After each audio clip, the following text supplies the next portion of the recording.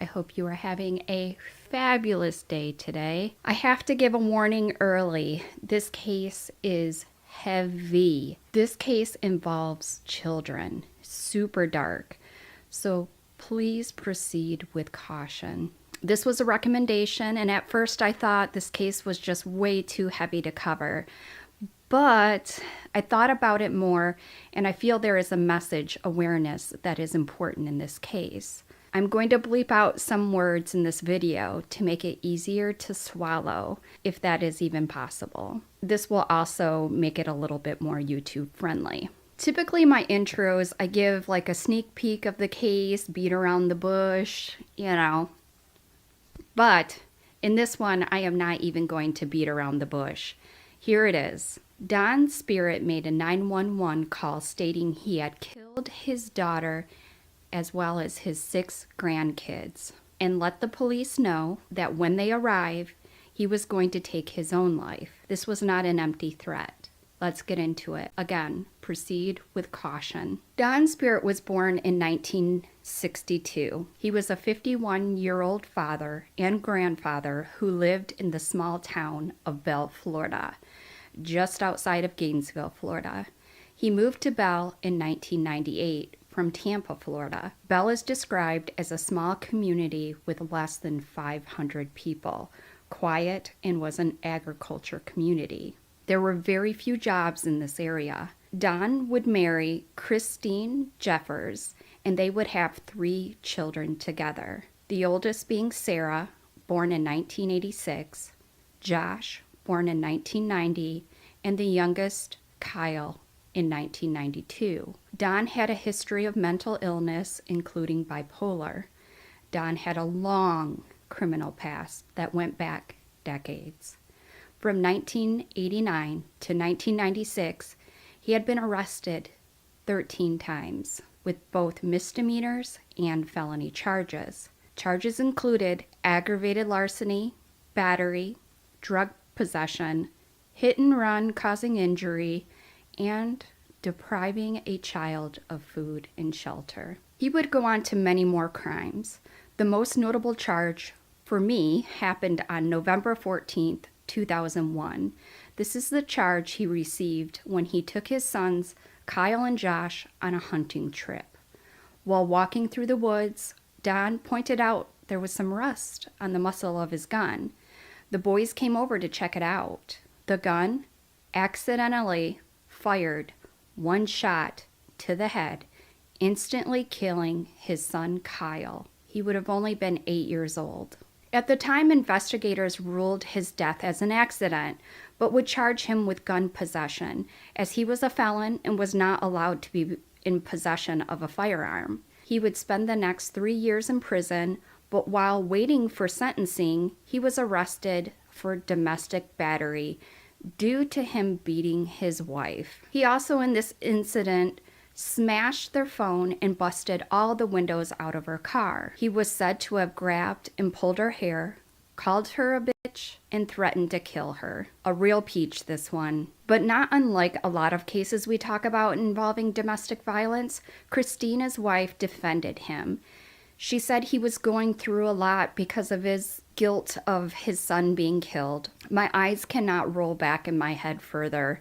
Give me a break. This man had a long history long before his son, so just keep that in mind. She refused to give the police a written statement, stating it would just make him more angry. Christine would later beg for leniency for Don as his court hearing for accidentally shooting his son, or more specific, illegal firearm. She would say he had been hard enough on himself, that he blames himself every day. Also, that he had punished himself more harshly than the court ever could. And since his son Kyle's death, he has been severely depressed, and the doctors cannot seem to find a drug to help him. She also states, there isn't a day that goes by that she doesn't catch him crying.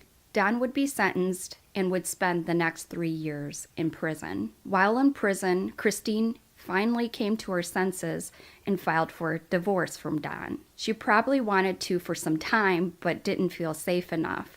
But while he was in prison, she got the courage, and divorced him. During the divorce, Don and Christine would fight over custody of Josh. Don claiming when he got out, he was going to raise him. He would write to Christine and claim he was the better parent.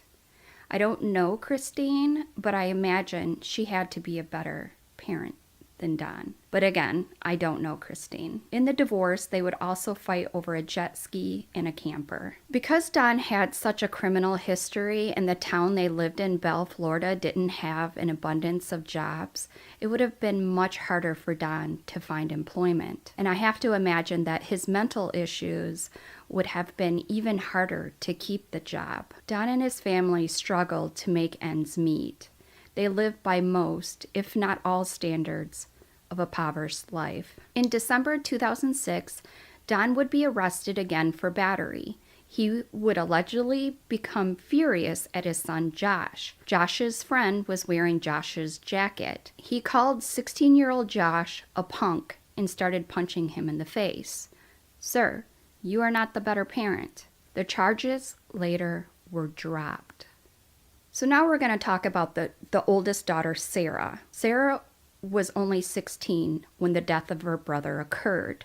I would only gather the thought this played into her young pregnancy at the age of 17, amongst the upbringing factors that play into this as well.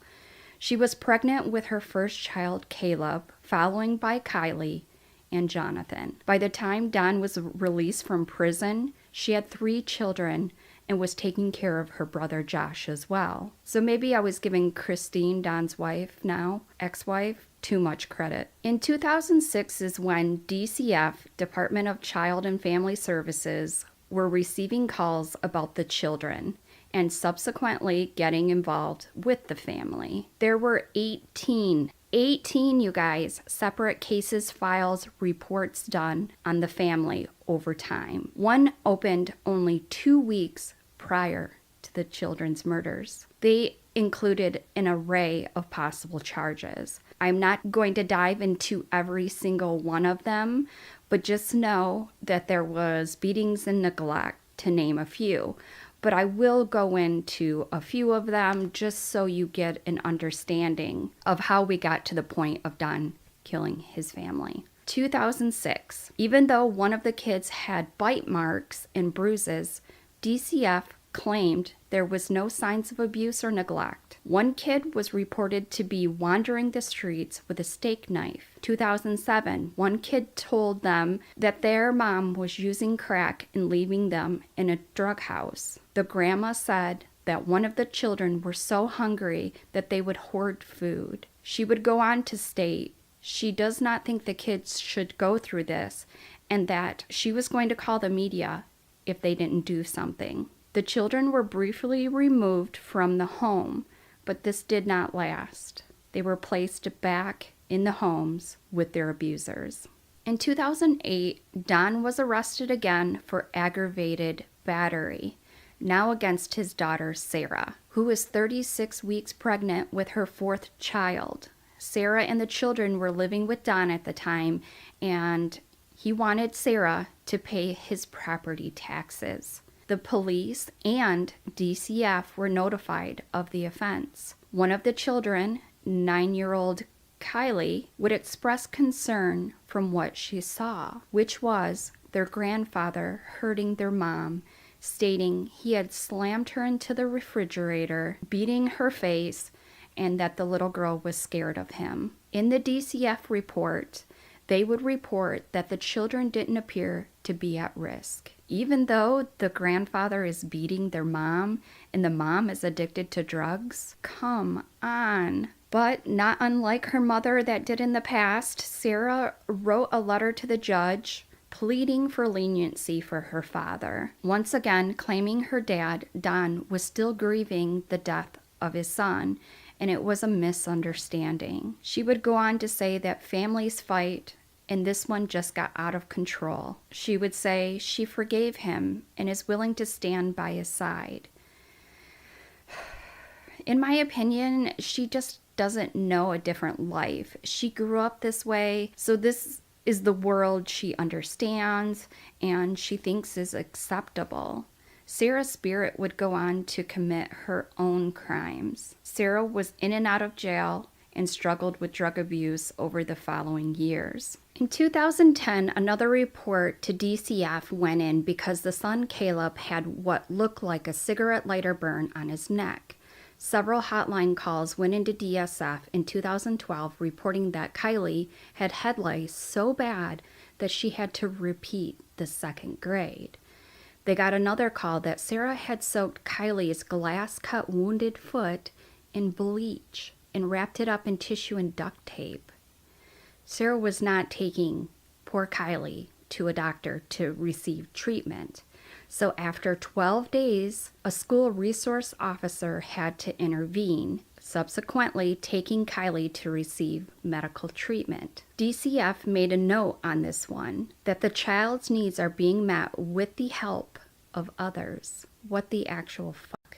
In 2013, Destiny showed up with a serious burn. Destiny also reported that her mom would paddle the bottoms of her feet, bruising them when she would not go to bed on time. The children would have to steal food to eat and survive. They lived on ramen noodles and cereal. It was reported that the adults would eat real food, such as meat and vegetables, while the children did not. How disgusting of a person would you have to be to do this to your children? There are a lot more stories, but I think by now you get the point. DCF had many complaints about the family and took little to no action in protecting them. So that brings us to September 18th, 2014. 4 p.m. in the afternoon, Don's spirit dials 911. If you've made it through the awfulness of what happened to the children, the call will not be that bad. But if you want to pass over the call, I completely understand. It is sad and it is disturbing. Skip to the timestamp on the screen if you want to bypass the call.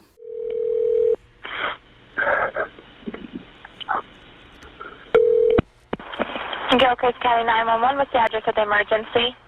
Yes, ma'am. I just shot my daughter and shot all my grandkids, and I'll be sitting on my step, and then when you get here, I'm going to shoot myself.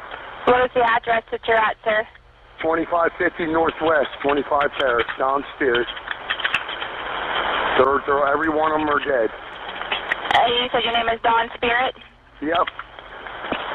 All right, Don, what kind of gun do you have?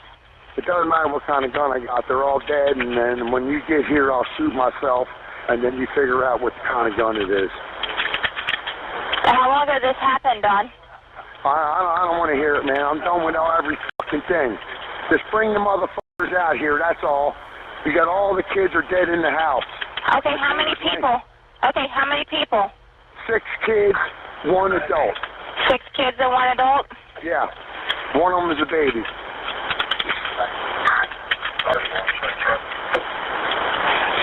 All right, Don. Is there any way you can stay on the phone with me till I get somebody there to help you? What's that? Can I have you stay on the phone with me? No, not that. I'm waiting for them to get here. When they get here, I'm going to shoot myself on my back step. All I'm doing is waiting for them. So you're sitting on your back steps? Yep.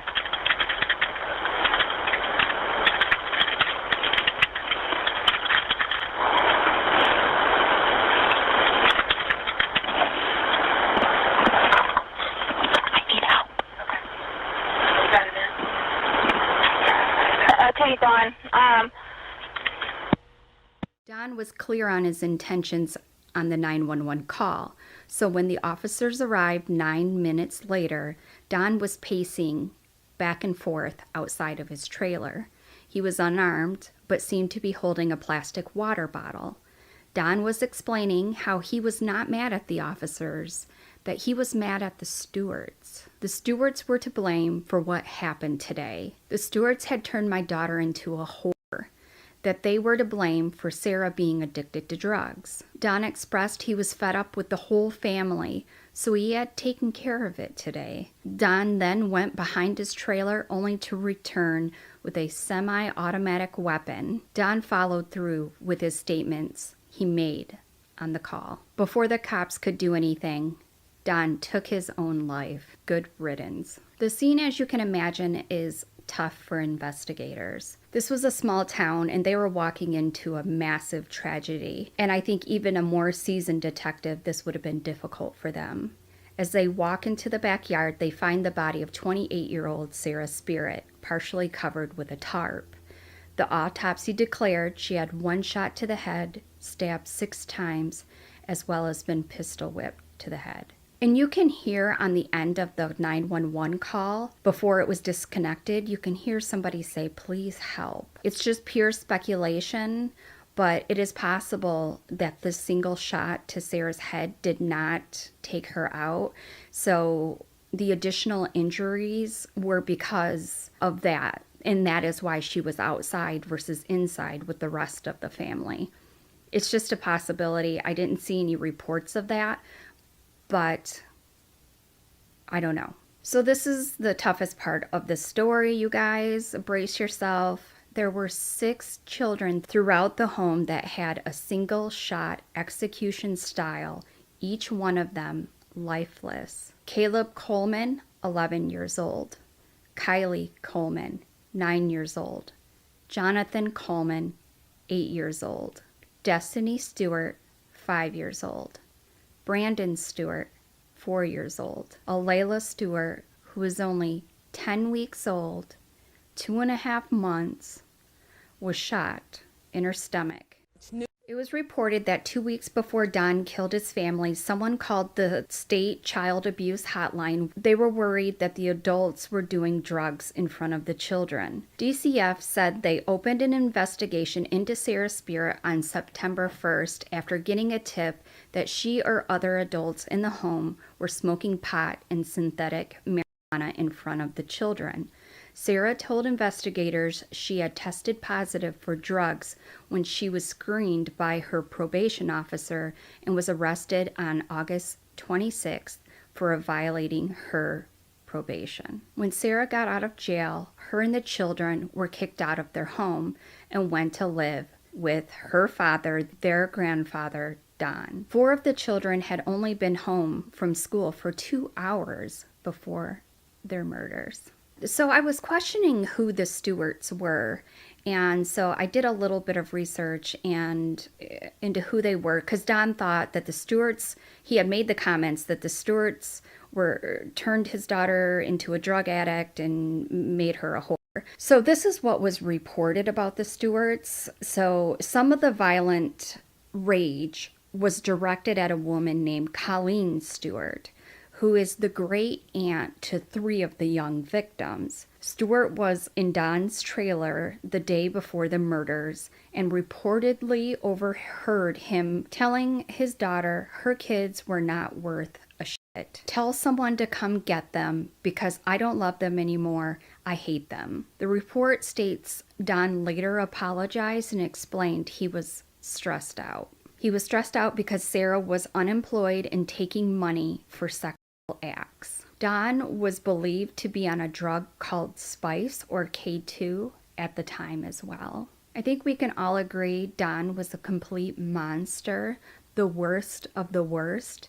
I have no words to completely explain the darkness one would have to be capable of killing 6 children, his flesh and blood no less. He was the grandfather to these children.